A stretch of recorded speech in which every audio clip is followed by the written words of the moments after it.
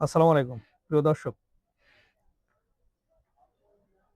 আমি জানি না যে আপনারা সন্তুষ্ট হবেন নাকি অসন্তুষ্ট হবেন বাংলাদেশের মানুষ।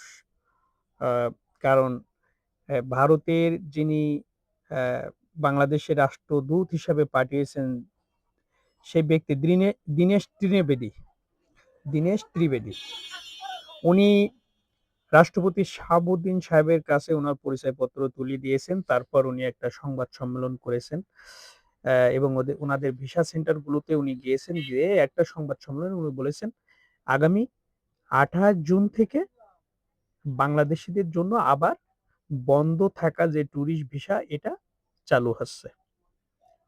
এখন আপনারা কিছুদিন আগে জানেন যে দীনেশ ত্রিবেদী যখন বাংলাদেশে এসেছিলেন তিনি কয়েকটা কথা বলেছিলেন যে, "একই আকাশ, একই বাতাস, একই যন্ত্রণা। আমরা এ বাংলা ও বাংলা এক হয়ে যাবো। ভারতে ১৪০ কোটি, বাংলাদেশের ২০ কোটি যোগ করে নিবো।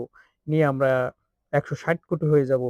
মানে উনি অখণ্ড ভারতের একটা রূপরেখা ১ম এ এসেই দিয়েছিলেন এবং সেই হিসাবে উনি এসে কিন্তু দীর্ঘদিন বন্ধ থাকা যে বাংলাদেশীদের জন্য টুরিস্ট ভিসা বা যেটা বা বাংলাদেশী জনগণ যেত ভারতে, সেটা কিন্তু উনি আবার চালু করেছেন বা চালু করতে চাচ্ছেন।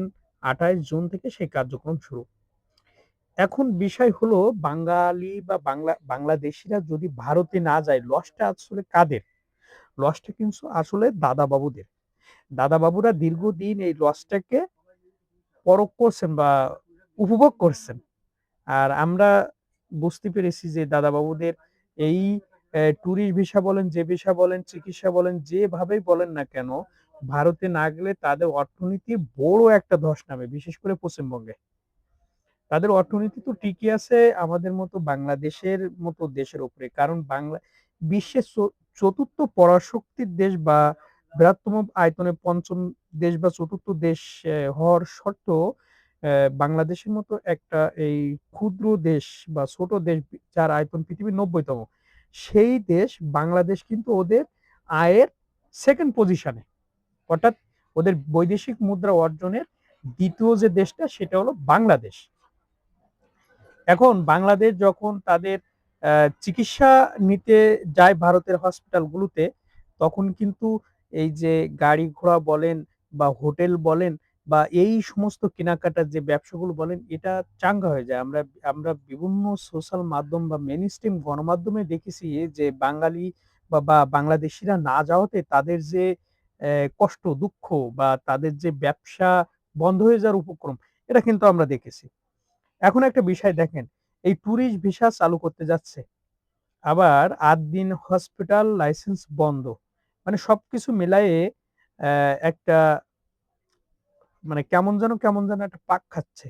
এটা আমি ঠিক বুঝতেছি না। কিন্তু অবশ্যই আপনারা জানেন বা বোঝেন। আমি একটু বুঝতে চাই আপনাদের কাছে যে এটা কেমনভাবে হচ্ছে। আসলে তো আ ভারতে আমাদের যাওয়া লাগবে না। আমরা মনে করলে ভারতে যাওয়া লাগবে না। কারণ ভারত আমাদেরকে যেটা দিবে তার থেকে নিবে বেশি।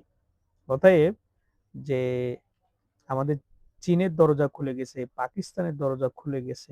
চিকিৎসার জন্য তারা সর্বোচ্চ ভিসাকে যত দ্রুত প্রসেস করা যায় সেই সুবিধাও তারা দিয়েছে। তাহলে ভারত দাদারা এখন কষ্টে আছে। দাদা আপনি ভিসা সেন্টার চালু করতে থাকুন, নো টেনশন। যাদের প্রয়োজন হবে আপনাদের দেশে যাওয়ার অবশ্যই যাবে। আর যাদের প্রয়োজন হবে না, তারা আপনার দেশে যাবে না। বাংলাদেশের চিকিৎসাও উন্নত মানের বা ঘোরার জন্য বাংলাদেশই যথেষ্ট। বাংলাদেশ একটা কি অপার লীলাভূমি, সৌন্দর্যের লীলাভূমি। বাংলাদেশই যথেষ্ট। আমরা যখন মনে করব যে টুরিস্টে যাওয়া দরকার আসলে ভারতে, অবশ্যই যাব। ভালো থাকবেন। আসসালামু আলাইকুম।